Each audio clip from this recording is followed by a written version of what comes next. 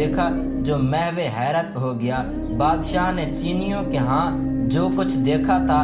یہاں اس سے بہتر نظر آیا، حتیٰ کہ نقش و نگار کے حسن سے اس کی کشش سے آنکھیں بھی بہر کو نکل رہی تھی۔ مولانا روم رحمۃ اللہ علیہ نے رومیوں کی مثال سے صوفیوں کا مقام بیان فرمایا ہے کہ یہ حضرات بھی دل کی صفائی کا زیادہ اہتمام کرتے ہیں